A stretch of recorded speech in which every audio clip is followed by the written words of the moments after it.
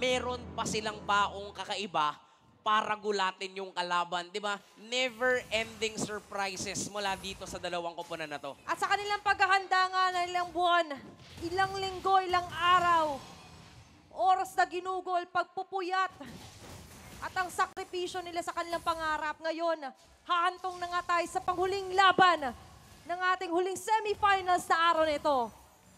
Isang game na lang ang inaantay for Arceus and even Aurora Hunters. Kanino nga kaya ito mapupunta? Pasok muna tayo dito sa ating game on number 7. Gusto yata mag-fun run dito ng RQ Kaito kasi puro sila naka-quantum charge. So kada basic attack, matik mabilis yung mabilis yung movement speed. Kasi yun yung kailangan nila eh. Either mahuli nila si Atams or kailangan nilang makatakas mula dito sa alien na nagagaling kay Escapo at the same time kay Dream Sanity. Yun yung mga possible na magiging key players talaga dito sa Aurora Hunters. And for RQ Kaito, definitely, etong si Ferds, medyo mahihirapan siya sa early game kung sabayan lang din naman. Pero kung magagalawan niya dito, etong si Dream Sanity, basta ma-burst yung Firaga, papabor talaga sa rotation ng isang Pakito. Pero ngayon kasi, they need to capitalize on the early base damage alone muna. Kasi as you mentioned, di ba, ang tinitingnan kong recipe to success ngayon ng Arceus Kaito, kailangan ng pangsagot dito sa kay Dream Sanity kasi sobrang kunat. And yung kits na meron kasi yung isang expert for now, is ang ganda nung na-highlight niya overall last insanity. And of course, hindi mo siya agad-agad nahuhuli. Naka-flicker pa yung expert dito ni Dream Sanity. Balik muna tayo dito sa may bandang mid lane. Andyan agad sa gasa, medyo mauntog ng konti. Pero atras lang din sila. Dream Sanity, a freezer shot. Oh, wow! But yun, uy! Nag-dive pa! Ready sila sa pagpasok ni Ferds. Pero ready din sana yung RQ Kaito doon. Pero hindi pa tapos yung laban. Nag-transform na. Etong si Lelouch into that nine-tail beast. Pero lumalaban pa rin kasi alam nila na nandito lang din naman natin vision holder mula kay Kelvin.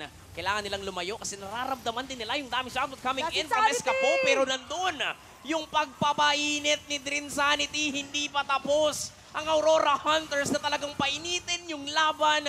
Ang makakakuha pa nga nung turtle, wala pa sa ngayon, na-reset pa kasi yan. Sa hinaba-haba na naging clash natin doon, oo, mahaba na yun kasi umabot na si Ferds doon na nakasuntok na siya pabalik at ngayon pala makukuha ang paunang pagong ng laban na ito on the hands of Aurora Hunters. Pero all in all, maganda yung early game pick-off sila dito. As you mentioned, sabihin man natin ma-damage, may panghabol dito sa Ferds. Pero malaking bagay kasi talaga kapag malaya, nakapag-ipon, nakapag-lasting sa dito si Dream Sanity, and mas marami siyang natatamaan. There's the AoE damage that they need. Actually, speaking of Dream Sanity, no, kumuha siya dito una, yung armor na yan, 'di ba? Kailangan talaga ng mga fighters yung Dreadnought armor knowing na magiging pinaka source of damage talaga sa early game ng RRQ etong si Ferds. Yung sapak combo ni Ferds pwedeng masangga noong Dreadnought armor na yon, and definitely that can help them. And meanwhile for RRQ Kaito, ang kailangan naman nila dito paano nila sasanggain yung apoy ni Dream Sanity? Paano din nila sasanggain yung mga bulate na ibinabato dito ni Escapo? Ang daming kailangan nilang isipin if you're Arceus Kaito. Pero one thing is for sure right now, mas expect natin exclusive na mga contest onto the objectives. Tignan mo naman yung dive in na naman ni Manila Boy. Pasok, sabay balibag, sabay burst down. Bumagsak. Yung kaninang hindi mamatay-matay na si Kelvin, ganun lang kabilis i-hunt ng Aurora Hunters. Talagang tuloy ang momentum. Nag-iinit talaga sila ngayon. Si Manila Boy, akala ko hanap pa ng aksyon. Pero pipiliin muna na maging disiplinado kasi alam nilang hawak na nila. Not just the advantage when it comes to the kill score, pero yung gold lead, 1.4K, okay na yan. Saka ito yung kailangan talaga nila na time napuruan si Kelvin. Kasi kapag hindi, katulad kanina, magiging deathless, mahirap na naman na puruan dito si Kelvin. And that's why, isa sa checklist ng Aurora Hunters is to go online. Hanggat maaari kung nandiyan si Kelvin, i-pick up mo agad Manila Boy. Hindi na siya nagatubili. Tinignan ko yung movement niya. Kasi may iba pang targets doon nakatabi ni Kelvin. Pero si Kelvin talaga, out of all the players from Arceus, kahit talaga yung pinikhand niya doon. At ngayon, naglatag na Astral Echo. Sila Mingwin, yung turtle marereset lang ng konti. Medyo hindi sila sure kung saan manggagaling sila Dream Sanity. At ngayon, makikita na nga natin sa may bandang baba ni Ferds na dyan pala gumagalaw. Dyan pala pupuro. At ngayon, yung vision, medyo compromise. Pero tutuloy pa rin naman sila dito sa Turtle Dance. May flicker available si Manila Boy, so anytime pwedeng mag-set up dito ang Aurora Hunters. So kailangan munang isa-isahin ng RRQ. Yeah. Paano nila aatakihin itong turtle na to? So either humanap muna sila ng pick-off or sabayan dito. Kaso nga lang, si Dream Sanity talaga yung Sasabay ba? problema. Mukhang yung Firaga Armor Tinatanggalan. muna. Yung gustong tanggalin, ayun na nga yung flicker setup na tinanggal. gustong gawin dito ng Aurora Hunters at yung yung turtle masesecure pa nga ni Dream Sanity. At ngayon, lalayo muna ang dalawang kupunan na pero hindi lang pala turtle ang nakuha ng Aurora, pati ang buhay ni The Wild One Ferds. Mamamatay muna siya sa ngayon. So hindi nila pinansin, sabihin man natin makukuha na Torre doon sa taas si Seiji. Pero for Aurora Hunters, mas malaking bagay nakuha nila. Hindi nga bagay, mas malaking advantage yun. Sa turtle kill plus sa third on the bottom side. Ngayon, mas lalo nila na dinedinayan ng mga, pwede sabihin natin spaces dito na makapag-probe around sila Seiji. And of course, kanina rin napapansin din natin yung ginagawa ni Manila Boy, hindi na siya nagtitipid. Once the Tsunami Slam is open or available, kinocommit niya na yun yan. Tama. At isa pa sa nakikita din natin dito, no? All in yung Aurora Hunters. Gaya nga ng sabi mo. Sama-sama eh, oh. And si Manila Boy, basta up yung kanyang flicker, matik eh, gagawa at gagawa sila ng play. And not just that, si Dream Sanity, sobrang bilis niyang rumespo sa mga teamfights. Tulad niya, naghahanap na naman sila dito ng isang pick-off. Pero ang tanging goal lang, makakuha ng Torre. And eventually, hanap ulit ng kasunod na objective, step by step. Sabi nga, step by the step para Oo. ma-achieve mo yung success. At ngayon, nakikita natin unti-unting sumasakses yung Aurora Hunters. Kasi biruin mo, lalapit si Kelvin, ang dami niyang kailangan apakan. Hindi nga bubog yung mga alien, yung mga itlog na nilalagay dito ni Escapo. Pero kasi, with that, that's a slow, plus a damage siya nga lang din. And there are members right now from the side of Aurora Hunters na afford din na yung mga babad. Lalo kapag ka nag-transform, nag-unleash the beast na rin dito si Lalush. So all in all, sa damage hindi nila problema. Kailangan na lang nila na may mahuhuli, may haapak sa patibong. And actually din, para din dito sa RRQ Kaito, yung paggamit ni Mingguin ng Astral Echo, yun din talaga yung makakatulong sa kanila para hindi masurpresa dito ng Aurora Hunters. Kasi right now, yung 3K na meron ditong gold lead ang Aurora, matik, ima-maximize nila yan. At tila ba, mahirap talagang sumagot dito. Nandun yung Secret Eagle. Pero Red 3, yung kailangan ni Kelvin para ma-secure yung turtle objective na yan, sabay out. Flicker in mula kay Dream Sanity para sa kanyang last insanity. Nagkakanda bulol-bulol na ako kasi nga naman yung hero niya pwede mo nang isama dun sa pangalan ng ulti noon. Pero si First ang nakita with that job, makaka-out. Pero hindi, inabutan pa rin ng bala mula kay Atams. Kung merong flicker si First, may flicker din si Atams. Ngayon tayo nakakita ng flicker, pasugod ng mga gold laners natin. And they have the luxury to do that, lalo na dito si Atams. Standing at 2-0-3. Capable na rin talaga siya sumama. Go for the solo kills. Nagkakaroon na ng stocks ang Skypiercer niya dito, Corty. Nakasi Halberd pa to. Thanks to our Realme in-game equipment check. Nakita na natin ngayon yung progression pagdating sa items ng Aurora Hunters. Kailangan din maging maingat dito ng RQ Kaito, especially dun sa mga team fights. Lalong-lalo na if available talaga yung Firaga Armor ni Dream Sanity. Last Dream Sanity yan eh.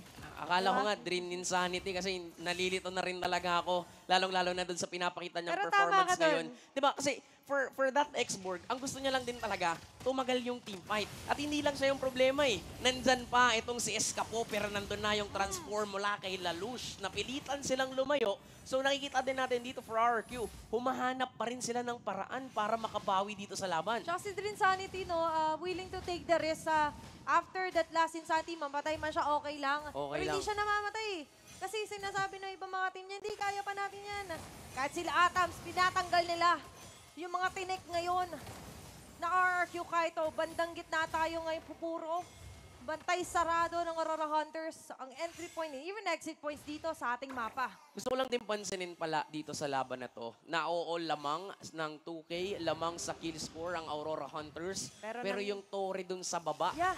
diba, dalawang Torre na yung nabasag dito ng RQ Kaito at ayun yung sinasabi natin. Oh. Wala yung Firaga Armor pero nabigyan agad si X-Nova. Tinatamaan ng mga bala si Seiji at inabutan.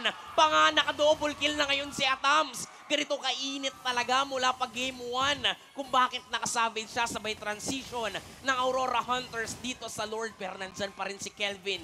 magtatry pa rin ng kaharian na ilaban nitong Lord na to. Okay, ngayon, sarado. Lahat ng entry points, kahit pagsilip, hindi na nga magagawa doon ni Kelvin. Nice attempt though for Mengwin. Pero no, sir. Aurora Hunters will still secure the Lord. Malaking bagay ito, QWERTY. Kanina, sinabi nga natin, hindi tayo pwede mag-base lang onto the numbers itself kasi nangyari ito ng game number 6 natin na kung saan doble yung lamang talaga ng RQ Kaito. Pero there are certain circumstances talaga na sobrang ganda ng execution na mas papabuti pa to onto a certain team. Pero sa ngayon kasi malinis, wala naging kapalit at lahat ng mga resources ngayon ay nakukuha ng payapa ng Aurora Hunters. Actually, no, para kay X-Nova, ang hirap din palang mabuhay. Oo, meron siyang purify dito. Pero ang dami pa rin kasing crowd control ni Manila Boy. Tulad niyan, tingnan mo, si Net Apan, si Kelvin. Uulitin ko yung kaninang hindi mapatay-patay ngayon na 0-4-1 na kasi alam ng Aurora kaya nilang kunin yung buhay niyan. Alam nila, isang setup lang ni Manila Boy, kahit sino kaya nilang bigyan. Di pa nga lumalapag sa lupa, QWERTY. Tuguan na agad doon si Kelvin. At kaya para sa Aurora Hunters, they have the Lord onto the top lane. Mamarcha tuloy-tuloy. Ang sakit naman talaga ni Atoms doon. Hindi lang kalahati.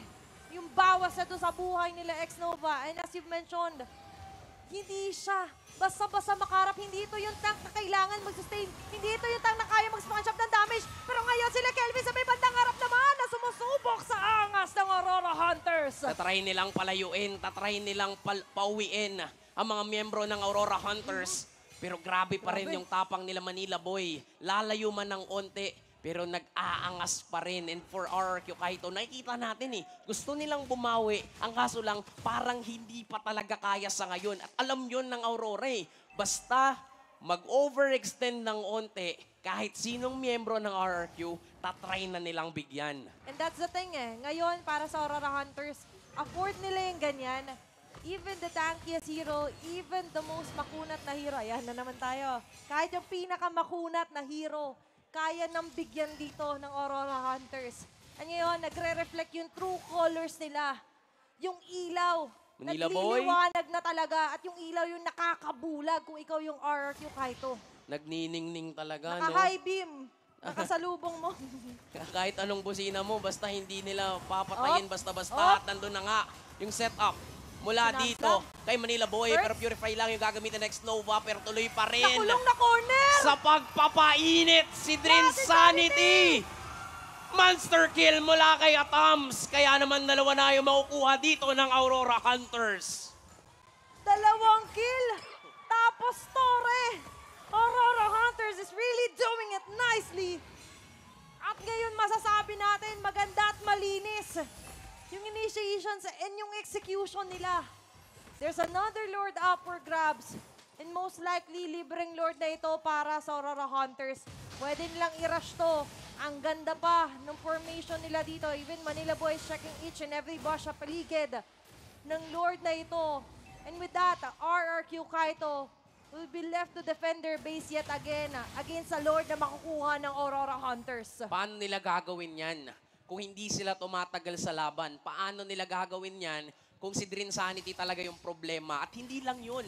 Again, looking at the KDAs na meron dito ang mga miyembro ng Aurora Hunters, si Drin Sanity yung sinasabi nating nagiging sakit sa ulo because of that heat.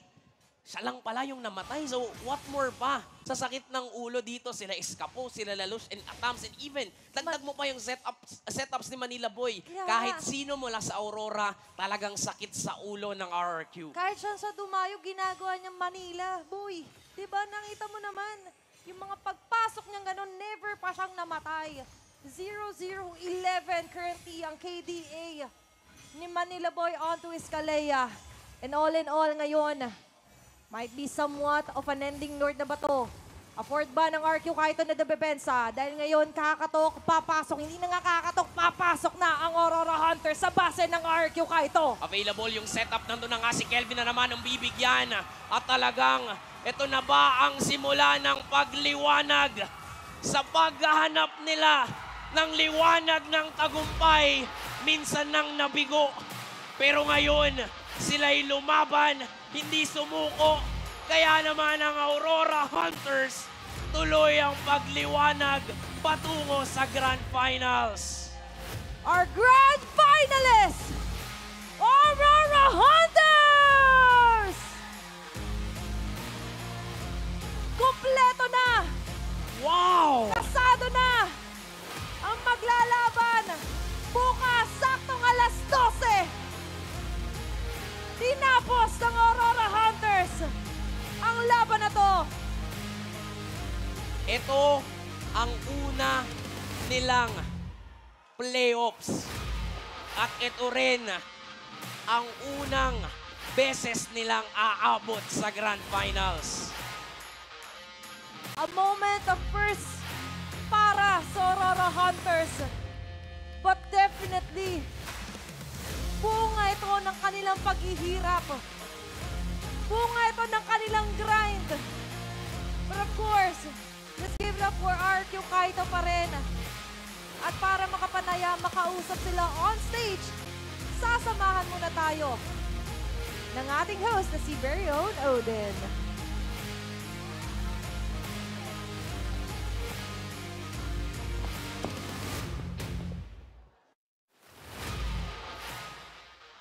Kapitana Mingwin, Hello po. unfortunately, your journey ends here. Nandito pa rin, sumusuporta ang buong kingdom ng RRQ Kaito. Ano ang gusto niyong mensahe sa kanilang lahat? Thank you pa rin sa pagsuporta nyo hanggang dulo. Ang pasensya na kung binigo namin kayo. Though ginawa namin yung best namin, pero ganoon talaga. Hindi para sa amin tong time na to. Pero that doesn't end like that. So congrats sa Aurora and good luck para sa kanila sa may finals kasi para sa akin deserve din talaga na makapasok. Very well said from Kapitan Mingwin. You have fought a good fight and one last time, Viva! Thank you, RRQ Kaito. And time for our match winner and our grand finalist for MDL Philippines Season 5. Please welcome Aurora Hunters! Boys, congratulations! Dinala nyo kami sa Game 7. Is this something na in-expect nyo, Dren Sanity? Hindi namin in-expect talaga to eh. Pero, parang kampante naman kami na maganda yung lalaroin namin kasi, parati din kami nagpa-practice. Yan. Eska po, gusto kita nga matanong ngayon. Captain Eska po, this is not your first season. Si Manila Boy. Ngayon na nandito kayo sa playoffs, hindi lang basta playoffs, sumobra pa. Papunta kayo ng Grand Finals. Ano yung gusto niyo sabihin sa lahat ng sumuporta sa inyo? Kalmado lang, kalmado. Parang wala nang ikakalma yung mga supporters niyo, especially for the family ni Atams. Atams, yung pamilya mo, sobrang mag-cheer sa inyo all throughout the game. What would you like to say? Halos lahat ng pamilya nandito kompleto sila eh. Lahat ng Naiiyak pamilya ka na. nandito, kompleto sila. Naiiyak ka na, Atams. Naiiyak ka na nga. Pinipigilan ni Atams yung iyak niya. Papis lang. Mensahe niyo naman na para sa mga kalaban niyo bukas, Onyx 9 Lives. Good luck. Bigyan natin ng magandang love yung fans. At napakagandang laban na pinakita ng Aurora Hunters. Lights within, sees the win. Once again, congratulations. And hindi pa dyan natatapos ang ating gabi dahil meron pa tayong match MVP. Who do you think it is? Let's take a look at the screen. Our match MVP is Atams! Atams! Ano nararamdaman mo ngayon na ilabas mo yung pick mo na Argos, mga kakaibang picks? Siyempre pa sobrang saya kasi nalabas ko yung mga yung mga dinatatalo sa scream. Kaka Isang giniling daw. Okay, bukas na yan sa Grand Finals. Once again, congratulations to our Grand Finalists, Aurora Hunters!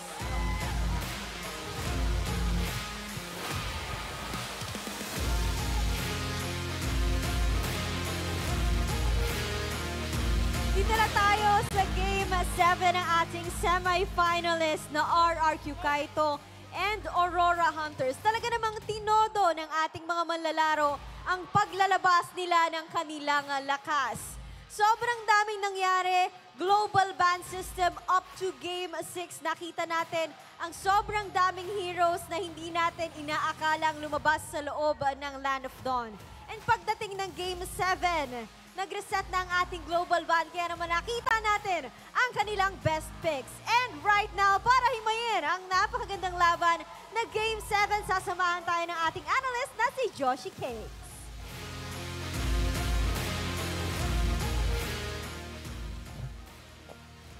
They indeed found the light within and they have seized the win. And so Aurora Hunters nakukuha ng pangalawang grand final slot ng MDL Philippines Season 5 at ang ating game MVP hatid sa atin ng Maya walang iba kundi si Manila Boy sa kaniyang Kalea 0012 KDA. Doesn't matter kung walang kills basta nabigay ang best para sa assist with 75% kill participation.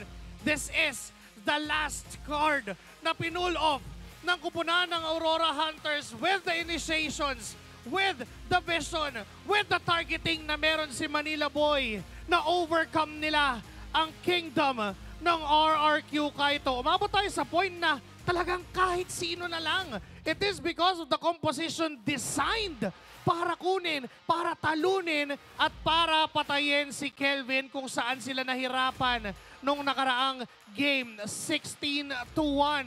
14 minutes and 54 seconds of action. Na kung titignan mo din ang kupunan ng Aurora Hunters, they really are planning to win. They designed the draft to win.